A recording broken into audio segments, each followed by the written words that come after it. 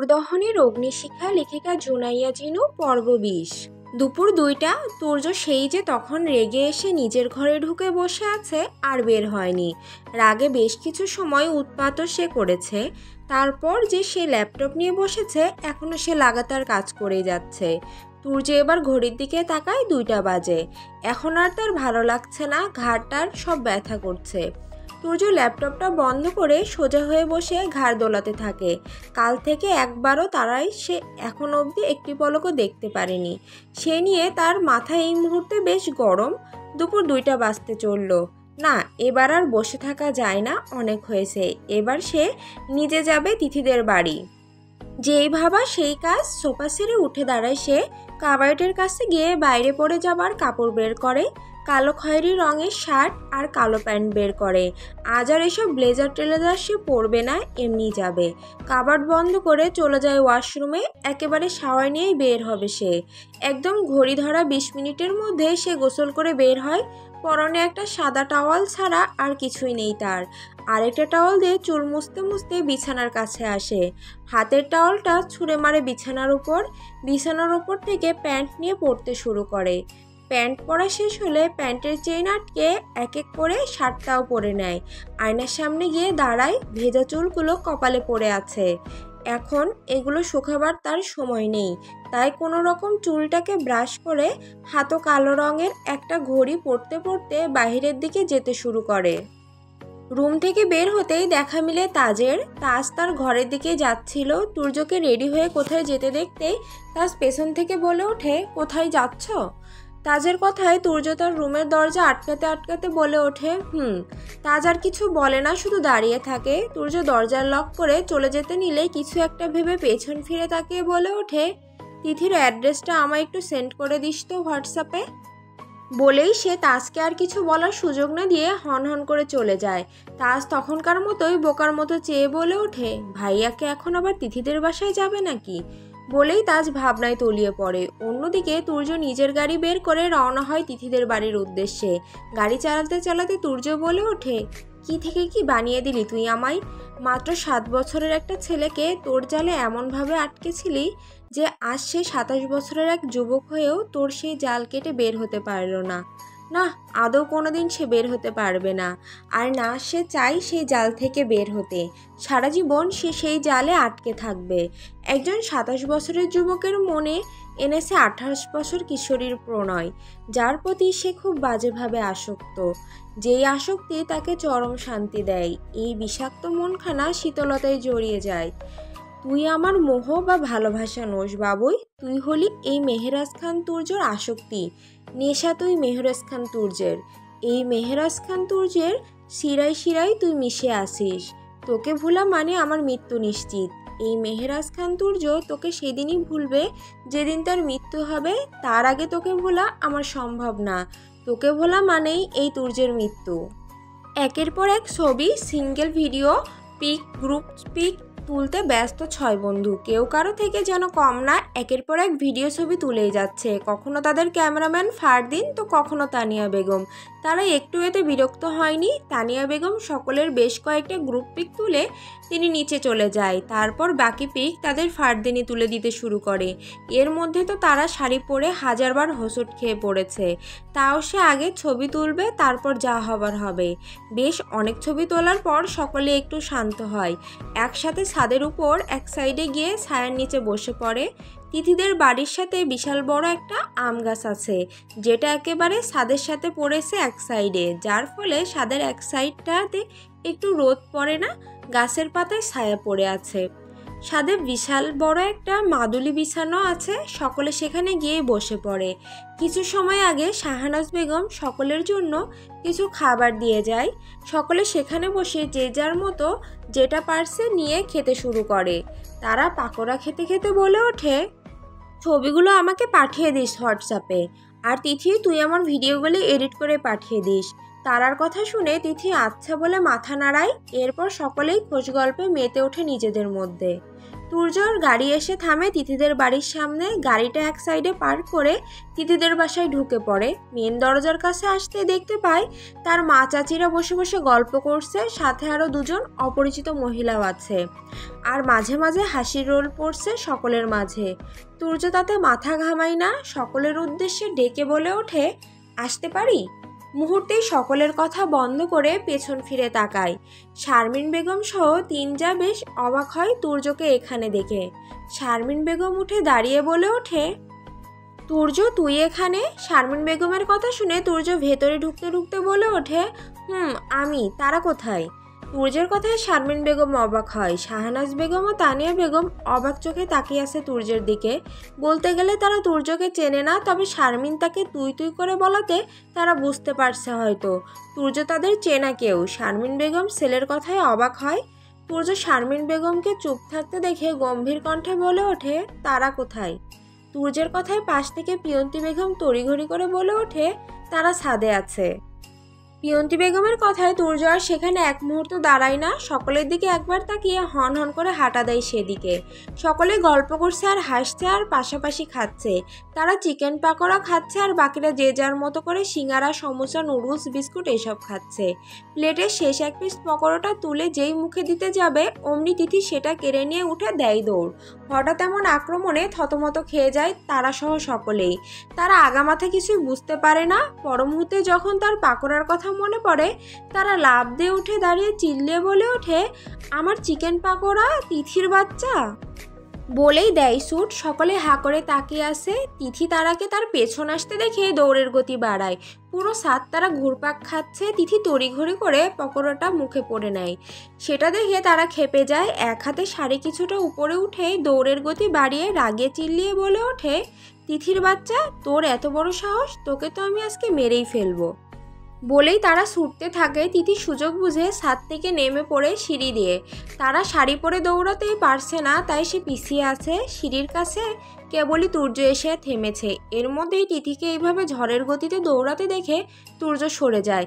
তিথি সে তো চোখ মুখ বুজে দৌড়াচ্ছে। তুর্য অবাক হয়ে সামনে তাকাতেই এর মধ্যেই তারা এদিকে আসতেই শাড়িতে পা বেঁধে পড়ে যেতে নিলেই তড়িঘড়ি করে তুর্য তাকে ধরে ফেলে। তুর্যের হাত গিয়ে ঠেকে তারার মেয়েধীন পুরো পেট আঁকড়ে।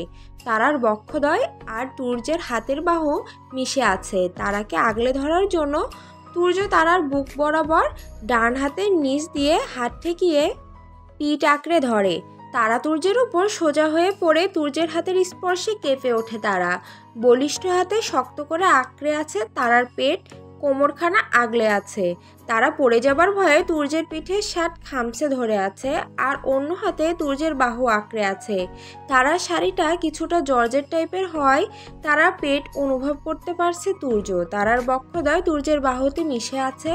তুর্য তারার মুখ দেখতে পাচ্ছে না, তবে এটা বুঝতে পারছে সে যাকে আগলে আছে সে শাড়ি পরিহিত। তারা যখন বুঝতে পারে তার কিছু হয়নি, তখন সে চোখ খুলে তাকায়। হালকা মাথা পিছিয়ে তুর্যকে দেখতেই তারা তড়িঘড়ি করে তুর্যকে ছেড়ে দূরে সরে যায়। সব কিছু এত তাড়াতাড়ি হয় যে যেন তুর্য কোনো ঘোরের ভেতর দিয়ে যাচ্ছে। তারা তার চোখের সামনে আসতেই তুর্য পুরোপুরি থমকে যায়। চারপাশ কেমন নিস্তব্ধ আর থমকে গেছে যেন। পুরো চারপাশ যেন তার ঘুরছে।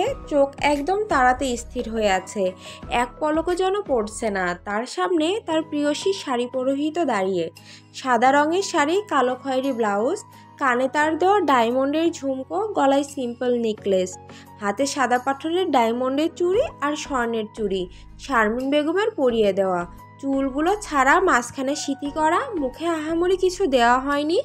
নো মেকআপ ছাড়া সবসময় নর্মাল ফেস তার, শুধু সানস্ক্রিন ছাড়া ঠোঁটে মেরুন কালারের হালকা লিপ জেল।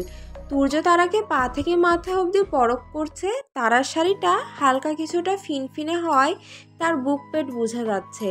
যদিও এটা দূর থেকে বোঝা সম্ভব না অতি কাছে গিয়ে ভালোভাবে পরখ না করলে। তুর্যের নেশা ধরে যাচ্ছে, চোখ মুখে কেমন ঘুরে লেগে আসছে। তুর্য তারার পানে তাকিয়ে শুকনো ঢোক গেলে পুরো শরীর কেমন শিহরণে বয়ে যাচ্ছে। এই প্রথম তার প্রিয়সীকে শাড়িতে দেখছে। শাড়িতে যে তার প্রিয়সীকে এত মোহনীয় লাগে সেটা তার জানা ছিল না। তুর্যকে এভাবেই তাকিয়ে থাকতে দেখে তারার বেশ অস্বস্তি হচ্ছে। তারা কিছুটা মোচড়ামুচড়ি শুরু করে। তুর্য সঙ্গে সঙ্গে পেছন ঘুরে যায়, এক হাত কেমন চেপে। অন্য হাতে চুল খামচে ধরে জোরে জোরে নিঃশ্বাস নিতে শুরু করে। তার যে আর নিজেকে কন্ট্রোল করা সম্ভব হচ্ছে না। নিঃশ্বাস যেন তার ভারী হয়ে আসছে। এত পরিমাণ অস্বস্তি তার হচ্ছে বলার বাইরে। মনে হচ্ছে দম আটকে যাচ্ছে প্রিয়সীর এই রূপ দেখে। মনে চাচ্ছে এখনই নিজের সব অধিকার ফলায় তারার উপরের, তারাকে নিজের পুরো অস্তিত্বে মিশিয়ে নিতে। তুর্য জোরে জোরে নিঃশ্বাস ফেলে ওভাবেই ফিরে তারার দিকে না তাকিয়ে কর্কশ কণ্ঠে বলে ওঠে, 5 মিনিট মাত্র, 5 মিনিট, এর মধ্যে তুই শাড়ি পাল্টে আসবি। তুর্যের কথায় তারা অবাক হয়ে ভ্রু কুঁচকে বলে ওঠে, আমি কেন শাড়ি পাল্টাতে যাব? তারার কথায় তুর্যর আগে গিজগিজ করে বলে ওঠে, তোকে যেটা বলেছি সেটা কর। তারা, না হলে এর পরিণাম ভালো হবে না। তুই ভালো করেই জানিস আমি রেগে গেলে কি হতে পারে। তাই নিজের ভালো চাইলে মাত্র 5 মিনিট সময়ই তুই এই শাড়ি চেঞ্জ করে আসবি। তুর্যের কথায় তারা ঘাবড়ে যায়। শুকনো ঢোক গিলে আমতা আমতা করে বলে ওঠে, কিন্তু তুর্য আর বলতে পারে না। তার আগেই তুর্য বাস খায় গলায় বলে ওঠে, আমার মাথা গরম করিস না তারা, যেটা বলছি সেটা কর। আমার দেওয়া 5 মিনিটের মধ্যে অলরেডি 30 সেকেন্ড পার হয়ে গেছে। তুর্যের কথায় তারা শুকনো ঢোক গেলে সেখানে আর এক মুহূর্ত দাঁড়ায় না, দৌড় লাগায় রুমের দিকে। কারণ এই ব্যাটার তার বিশ্বাস নাই, যেভাবে রেগে আছে দেখা যাবে তাকে টুক করে গলা টিপে মেরে ফেলতে দুবার ভাববে না। তাই আপাতত এই শাড়ি পরে নাচানাচি করার থেকে শাড়ি পাল্টে বাঁচা ভালো। তারা চলে যেতেই তুর্য সামনে ফিরে তাকায়। তুর্যের নিঃশ্বাস ভারী হয়ে আসছে, শরীরের প্রতিটা রক্তকণা টকবক করছে। নেশায় মাতাল হয়ে যাচ্ছে ও। ওর দৃষ্টি ঝাপসা, মস্তিষ্ক কাজ করছে না। শুধু একটা নাম, একটা অনুভূতি, তারা। তুর্য নিজের চুল মুঠো করে ধরে চোখ বন্ধ করলো। তারপর গভীর তৃষ্ণার্ত, প্রায় নিয়ন্ত্রণহীন স্বরে ফিসফিস করে বলল, তুই জানিস না তারা, তুই জানিস না তুই আমার সাথে কি করেছিস। আমার ধমনীতে আগুন জ্বালিয়ে দিচ্ছিস, আমার শ্বাসের প্রতিটা স্পন্দন কাঁপিয়ে তুলছিস। তোকে ছোঁয়ার জন্য, তোকে নিজের ভেতরে গুটিয়ে নেওয়ার জন্য আমার শরীর ব্যাকুল হয়ে উঠছে। তোর সাদা শাড়ির নিচে লুকিয়ে থাকা প্রতিটা ভাঁজ, তোর উন্মুক্ত গলার তিল, তোর শরীরের উষ্ণতা আমি স্পষ্ট অনুভব করতে পারছি। আমি জানি আমি যদি তোকে একবার ছুঁই, একবার যদি তোকে নিজের পাগলামির মধ্যে ডুবিয়ে নিই, তোকে পালানোর পথ খুঁজতে হবে। তোকে হারিয়ে ফেলার ভয় আমাকে আর পেছনে টানছে না। এখন শুধু তোকে পেতে চাওয়ার নেশা কাজ করছে। আমি তোর কাছে যেতে চাই, তোকে ছুঁতে চাই, তোকে এত গভীর করে নিজের করে নিতে চাই যে তুই ছাড়া আমার অস্তিত্বটাই মুছে যায়। আমার রক্ত গরম হয়ে যাচ্ছে, শরীর কাঁপছে, আমার সহ্য হচ্ছে না। তুই জানিস না আমি তোর জন্য কি পরিমাণ পাগল হয়ে গেছি। একবার, মাত্র একবার যদি তুই সামনে আসিস, আমি নিজেকে আর আটকাতে পারবো না। তুই জানিস না তারা আমার কি অবস্থা করেছিস। বলেই তুর্য জোরে জোরে নিঃশ্বাস নিতে থাকে। তুর্য কিছু সময় সেখানে ঠাই দাঁড়িয়ে থাকে, যেখান থেকে নিচের দিকে চলে যায়। তারা তিথির ঘরে গিয়ে তড়িঘড়ি করে শাড়ি ছেড়ে তৈরি হয়ে নেয়। ঠিক 7 মিনিটের মাথায় ঝড়ের গতিতে নিচে নেমে আসে। ছাদ থেকে বাকিরাও নিচে নেমে আসে। তুর্য শাহনাজ বেগম, তানিয়া বেগমের সাথে টুকটাক কথা বলছিল। তারাকে নামতে দেখে সে উঠে দাঁড়িয়ে বলে ওঠে, আজ তাহলে আসি আন্টি, আবার অন্য একদিন আসবো। তারা চল। তুর্যের কথায় তারা আকাশ থেকে পড়ে। চল মানে সে কোথায় যাবে সেটাই বুঝতে পারছে না। তারা অবাক কণ্ঠে বলে ওঠে, আমি যাব মানে আমি কোথায় যাব? তারার কথা শুনে তুর্য তীক্ষ্ণ চোখে তাকায় তারার দিকে। সঙ্গে সঙ্গে তারা ভয়ে চোখ নামিয়ে নেয়। পাশ থেকে শারমিন বেগম বলে ওঠে, হ্যাঁ তারা তো ঠিকই বলেছে, ও কোথায় যাবে? ও তো আমাদের সাথে যাবে। শারমিন বেগমের কথায় তুর্যের মেজাজ খারাপ হয়ে গেল। সে কর্কশ কণ্ঠে বলে ওঠে, না তারা আমার সাথে যাবে, আর এখনই যাবে। বলেই সে কারো কথা পাত্তা না দিয়ে তারার সামনে গিয়ে তার বলিষ্ঠ হাত জোড়া দিয়ে তারার হাত খপ করে ধরে বলে, গভীর কণ্ঠে বলে ওঠে, চল। বলেই তাকে নিয়ে যেতে থাকে। তারা অসহায় চোখে শারমিন বেগম ও প্রিয়ন্তী বেগমের দিকে তাকায়। সকলেই অবাক হয়ে তাকিয়ে আছে। শারমিন বেগম ছেলের এমন কাজে বেশ ক্ষিপ্ত। কিভাবে বড়দের সামনে কোনো কিছু না বলে মেয়েটাকে নিয়ে যাচ্ছে। তুর্যের এমন কাণ্ডে তিথির বেশ অবাক লাগে। তুর্যের তারার উপর এমন অধিকার খাটানোটা মনেও স্বাভাবিক লাগে না। তুর্য তারাকে টেনে এনে গাড়িতে বসিয়ে দেয়। তারার রাগে মাথা ফেটে যাচ্ছে। ইচ্ছে করছে এই মুহূর্তে তুর্যকে সে খুন করতে পারলে বাঁচে। এখানে সবাই কি সুন্দর আনন্দ মজা করবে, আর সে কিছুই করতে পারবে না। এটা ভেবেই তারার কান্না পাচ্ছে। তুর্যকে ড্রাইভিং সিটে বসে তারার পানে একবার তাকিয়ে গাড়ি স্টার্ট দেয়। তারার রাগে দুঃখে এবার কান্না পাচ্ছে। তুর্য সব মাথা না ঘামিয়ে গাড়ি চালাতে ব্যস্ত হয়ে পড়ে। গাড়ি চালাতে চালাতে পকেট থেকে ফোন বের করে কারো নাম্বারে ফোন করে।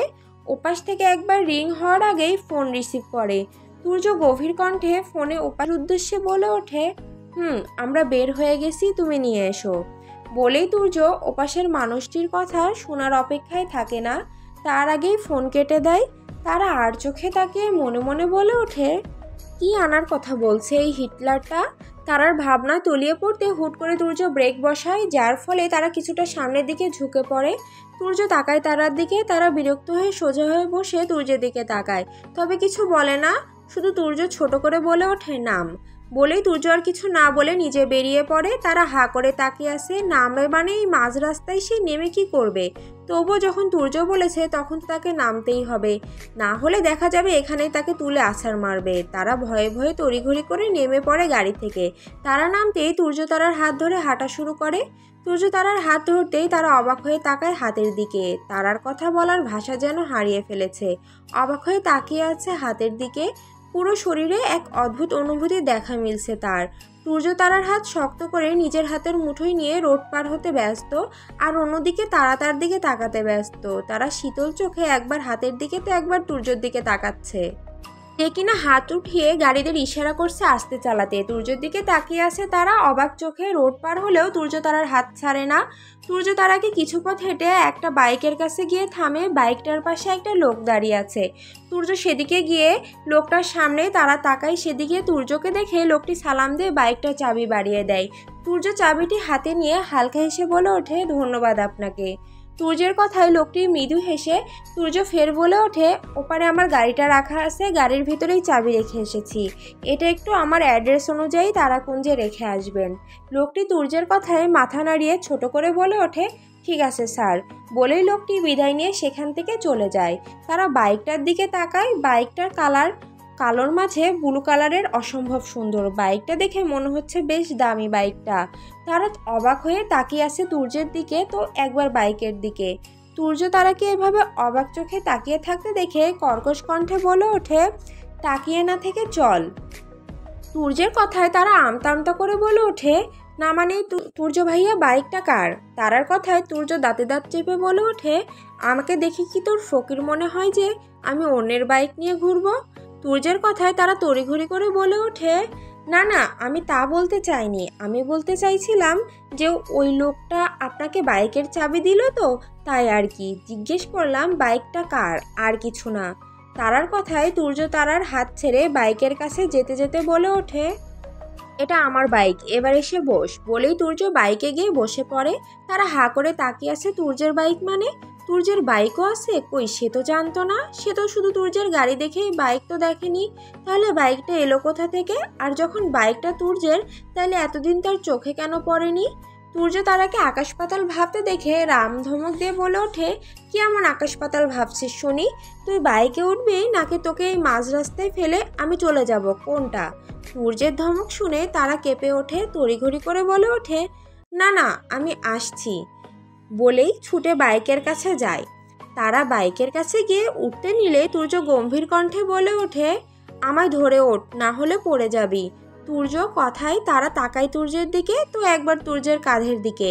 কাঁপা কাঁপা হাতে তুর্যের কাঁধে হাত রাখে তারা। শরীরের কিছুটা ভর দিয়ে উঠে বসে বাইকে। তারা উঠে বসতেই তুর্য নিজের হেলমেটটা তারার দিকে এগিয়ে দেয়, কারণ এখানে মাত্র একটাই হেলমেট, তাই সে তারাকে সেটা দিয়ে দেয়। তারা হেলমেট দেখে তুর্যের দিকে তাকিয়ে বলে ওঠে, আপনি পরবেন না? তারার কথায় তুর্য গম্ভীর কণ্ঠে বলে ওঠে, সেটা তোকে চিন্তা করতে হবে না, হেলমেটটা পরে নে, আমার হেলমেটের প্রয়োজন পড়বে না। তুর্যের কথায় তারা আর কথা না বাড়িয়ে হেলমেটটা পরে নেয়, কারণ এর সাথে ভালো কথা বলা মানেই ঝাড়ি খাওয়া, যেটা তার খাওয়ার ইচ্ছে নেই। তারা হেলমেট পরতেই তুর্য বলে ওঠে, ঠিকভাবে বসেছিস? তুর্যের কথায় তারা মাথা নাড়িয়ে বলে ওঠে, হ্যাঁ। তুর্য তারার উত্তর শুনে বাইক স্টার্ট দেয়। সঙ্গে সঙ্গে তারা ভয়ে তুর্যের পেট আঁকড়ে ধরে, তার কারণ সে জীবনে প্রথম বাইকে উঠেছে। যেমন এক্সাইটেড লাগছে, তার থেকে বেশি ভয় লাগছে। তারা কিছুটা তুর্যের কাছে গিয়ে মিশে তুর্যের পিঠের সাথে ঘেঁষে বসে। তুর্যের পেট শক্ত করে আঁকড়ে ধরে, যেটা দেখে তুর্য বাঁকা হাসে। তুর্য বাইক চালাতে চালাতে বলে ওঠে, কোথায় যাবি? তুর্যের কথা আর আগামাথা না বুঝে তারা বলে ওঠে, তারার কথায় তুর্য দাঁতে দাঁত চেপে ধমকে দিয়ে বলে ওঠে, তোর মাথা ইডিয়েট, তোকে যে এমনি এমনি আর আমি ইডিয়েট বলি নাকি? বলতে চেয়েছি এখন কোথায় যেতে চাস, বাইকে করেই শহর ঘুরবি নাকি কোনো নির্দিষ্ট জায়গায় যেতে চাস, কোনটা?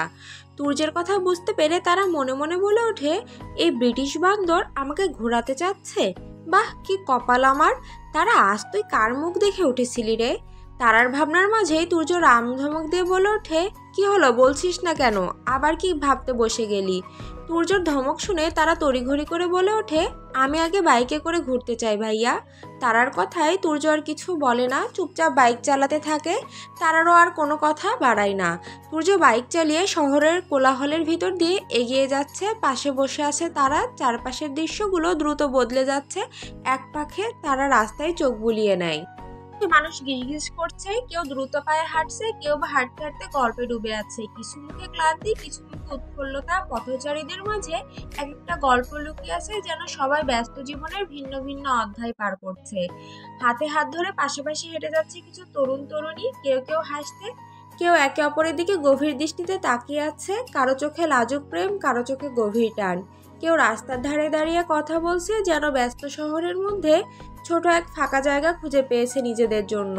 রিকশায় বসে থাকা এক মেয়ে মাথা রেখেছে তার সঙ্গীর কাঁধে, চোখ বুজে রেখেছে, যেন পুরো পৃথিবীটা ভুলে গিয়ে কেবল ওই মুহূর্তটাকেই উপভোগ করতে চায়। তার পাশে বসা ছেলেটির চোখেও প্রশান্তির ছাপ। সে আলতো করে মেয়েটির চুলে হাত বুলিয়ে দিচ্ছে, যেন এক মুহূর্তের জন্য তাকে হারাতে চায় না। রাস্তার এক পাশে এক বৃদ্ধ দম্পতি ধীর গতিতে হাঁটছে। বৃদ্ধ লোকটি সাবধানে স্ত্রীকে আগলে রেখেছে, যেন শত বছরের অভ্যাস এখনো বদলায়নি। একটু দূরে এক ছোট্ট ছেলে বাবার হাত ধরে রাস্তা পার হচ্ছে, মাঝে মধ্যে লাফিয়ে উঠছে আনন্দে। গাড়ির হর্ন, মানুষের কোলাহল, দোকানিদের হাঁক ডাক, সব মিলিয়ে শহরটা যেন এক বিশাল ক্যানভাস, যেখানে প্রতিটি মানুষ এক একটা চরিত্র, এক একটা গল্প। তারা চারপাশের দৃশ্যগুলো দেখে একরকম মুগ্ধ হয়ে যায়। এই ব্যস্ত শহরের ভিড়ের মাঝেও ভালোবাসার কত রং ছড়িয়ে আছে। তুর্য কোনো কথা বলে না, শুধু বাইক চালিয়ে যায়। রাস্তাটা শেষ হলে সামনে অপেক্ষা করছে নির্জনতার এক টুকরো স্বর্গ, যেখানে কেবল থাকবে দুজনের নিঃশব্দ অনুভূতি আর একরাশ মুক্ত বাতাস। শহরের কোলাহল থেকে একটু একটু করে বেরিয়ে আসতে তুর্য আর তারা। পেছনে পড়ে যাচ্ছে অসংখ্য গাড়ির হর্ন, রিকশার টুংটাং শব্দ, মানুষের ব্যস্ত হাঁটা চলা, পথের ধারে দাঁড়িয়ে থাকা চায়ের দোকানের গল্পগুজব, রাস্তার ধারে বসে থাকা কিছু মানুষের ক্লান্ত দৃষ্টি, আবার কিছু প্রেমিক প্রেমিকার চোখে ভালো লাগার ঝিলিক। সব একে একে মিলিয়ে যাচ্ছে। তুর্য বাইক চালিয়ে এগিয়ে যেতে থাকে, আর শহরের ব্যস্ততা যেন ক্রমশ ক্ষীণ হয়ে আসে। গাড়ির ভিড় কমে আসে, পথচারীরা কমতে শুরু করে, আর রাস্তার শব্দগুলো কেমন জানি স্মৃত হয়ে আসে। ধীরে ধীরে বাইকটা প্রবেশ করে এক অদ্ভুত শান্ত নির্জন রাস্তায়। চারপাশে শুধু পিচ ঢালা রাস্তা, দুপাশে সারি সারি গাছ মাথা উঁচু করে দাঁড়িয়ে আছে। গাছের শাখাগুলো একে অপরের সাথে মিলেমিশে তৈরি করেছে সবুজের এক ছাদ, যেখানে সূর্যের আলো ফিল্টার হয়ে হালকা সোনালি আভা ছড়িয়ে দিচ্ছে। কিছু জায়গায় গাছের ছায়া পুরো রাস্তা ঢেকে ফেলেছে, আবার কোথাও কোথাও রোদের আলোটা পিচের উপর ছিটকে পড়ছে, যেন প্রকৃতি নিজেই এক অপার্থিব সৌন্দর্য সাজিয়ে রেখেছে। বাতাসটা বদলে গেছে, এখন আর শহরের ধোঁয়া ময়লার ভারী গন্ধ নেই, বরং একটা নির্মম সতেজতা আছে। গাছের পাতাগুলো বাতাসের সাথে মৃদু দুলছে, মাঝে মাঝে হালকা শব্দ তুলে, যেন নিস্তব্ধতার মাঝেও একটা কোমল সঙ্গীত বাজিয়ে চলেছে। দূরে কোথাও একপাল পাখি ডানা ঝাপটিয়ে উড়ে যাচ্ছে। তাদের ডাক শুনে মনে হচ্ছে প্রকৃতির নিজস্ব একটা ভাষা আছে, যা এই পথে এসে সত্যি অনুভব করা যায়। রাস্তার পাশে বিশাল সব গাছের সারি, তাদের নিচে পড়ে থাকা শুকনো পাতার স্তূপ, কোথাও কোথাও পথের ধারে ঘাসের নরম গালিচা। রাস্তার এই নিস্তব্ধতা, এই গভীর শান্তি যেন এক অদৃশ্য শক্তিতে চারপাশকে ঘিরে রেখেছে, যা শহরের ব্যস্ত জীবনের সম্পূর্ণ বিপরীত। সূর্য বাইক চালিয়ে যেতে থাকে, আর তারা চুপচাপ চারপাশের এই সৌন্দর্য উপভোগ করতে থাকে। দুজনের কেউই কোনো কথা বলছে না, শুধু প্রকৃতির শীতল পরশ গায়ে মেখে নিচ্ছে। এই নিস্তব্ধ পথের গভীরতায় হারিয়ে যাচ্ছে। তারা কিছু একটা ভেবে হেলমেট খুলে নেয়। তুর্যের হাতের নিচ দিয়ে হেলমেটটা বাইকের হ্যান্ডেলে রাখে। তা দেখে তুর্য কর্কশ কণ্ঠে বলে ওঠে, হেলমেট খুলেছিস কেন? তারা সোজাসাপটা উত্তর দিয়ে বলে ওঠে, এটা পড়ে থাকলে আমি ঠিকমতো নিঃশ্বাস নিতে পারছি না। তারার কথায় তুর্য কর্কশ কণ্ঠে বলে ওঠে, তাও তুই হেলমেট পরবি। তুর্যের কথায় তারা মলিন কণ্ঠে বলে ওঠে, প্লিজ ভাইয়া, একটু আমি আবার কিছু সময় পর পড়ে নিব। তারা এমন আকুতি কণ্ঠে বলা কথায় তুর্য আর কথা বাড়ায় না। তা দেখে তারার মুখে হাসি ফোটে। তারা এবার মন দিয়ে চারপাশটা উপভোগ করছে, কিন্তু এভাবেও যেন সে শান্তি পাচ্ছে না। তাই হুট করেই সে তুর্যর দু কাঁধে ভর দিয়ে বসা থেকে উঠে পড়ে। তা দেখে তুর্য তড়িঘড়ি করে ভয়ার্ত কণ্ঠে বলে ওঠে, কি করছিস এটা? তারা, তুই পড়ে যাবি তো। তারা হাসি মুখে জোরে বলে ওঠে, আমার কিচ্ছু হবে না তুর্য ভাইয়া, আমি তোমাকে ধরে আছি, তুমি চিন্তা করো না। আমাকে বরং এই সময়টা একটু উপভোগ করতে দাও। তারার কথায় তুর্য বাইকের গতি একটু কমিয়ে আনে যাতে তারার কিছু না হয়। তুর্য কেবল আজ তারার ইশারা করা পুতুল মাত্র। আজ তারা যা বলবে তুর্য তাই শুনবে। সেই পণই যেন করেছে সে। তুর্য বাইক চালাতে চালাতে লুকিয়ে গ্লাসে তাকায়। তারা চারপাশে তাকিয়ে আছে, খালি খোলা চুলগুলো বাতাসের তালে তালে উড়ে বেড়াচ্ছে। মুখে তার প্রাণ খোলা হাসি। তারা দু চোখ বন্ধ করে নেয়, চোখ মনে করে জোরে জোরে নিঃশ্বাস নেয়। তার আজ প্রথমবার মনে হচ্ছে যেন সে প্রাণ খুলে নিঃশ্বাস নিচ্ছে। এর থেকে শান্তি আর তার কি হতে পারে? তুর্য তার প্রিয়সীর মুখে হাসি দেখে তার প্রাণ জুড়িয়ে যায়। তারা চোখ বন্ধ করে গভীর শ্বাস নেয়। বুকের ভেতরটা এক অদ্ভুত প্রশান্তিতে ভরে যায়। হাওয়ার তীব্র স্পর্শে চুল এলোমেলো হয়ে উঠছে, ঠান্ডা বাতাস গাল ছুঁয়ে যাচ্ছে বারবার। মনে হচ্ছে বাতাসে একটা আলাদা ওজন আছে যা তাকে ছুঁয়ে যাচ্ছে, জড়িয়ে ধরছে। সে দুহাত মিলে মাথা আকাশের দিকে তোলে, গভীর আবেশে বলে ওঠে, আপনি জানেন তুর্য ভাইয়া, এই মুহূর্তটা কেমন জানেন? মনে হচ্ছে আমি কোনো এক বিশাল আকাশের নিচে উড়ে চলেছি, যেখানে আমাকে থামানোর কেউ নেই, যেখানে আমাকে আটকে রাখার কেউ নেই। এই বাতাস, এই রাস্তা, এই শূন্যতা, সব কিছু এত অসম্ভব সুন্দর লাগছে। মনে হচ্ছে যেন আমি সত্যি সত্যি কোনো ছোট পাখি যে প্রথমবারের মতো ডানা মেলে দিয়েছে। এত হালকা লাগছে নিজেকে, এত মুক্ত।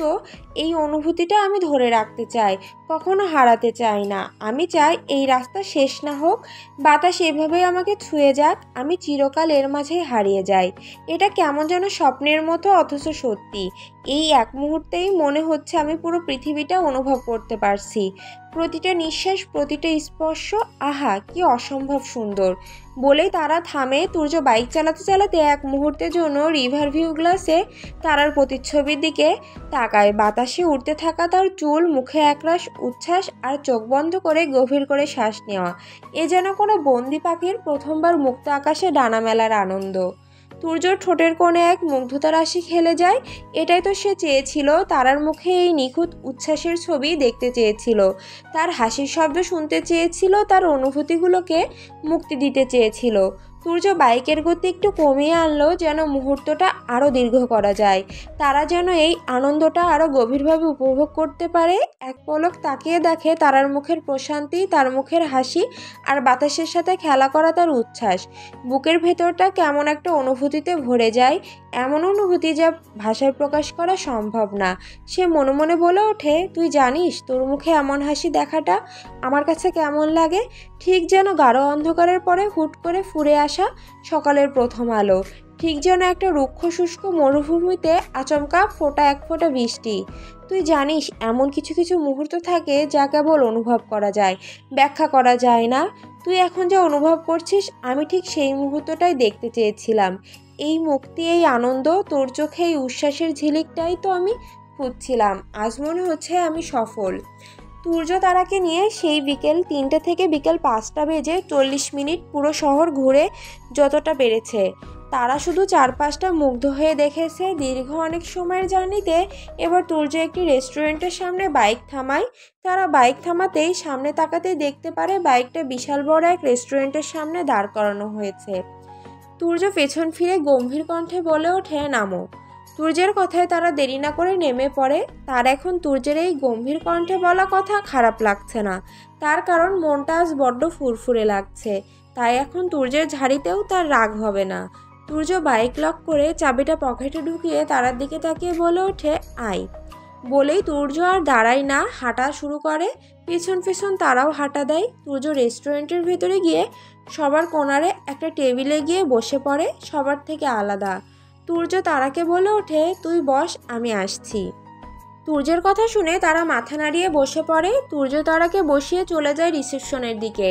সেখানে গিয়ে খাবার অর্ডার করতে থাকে।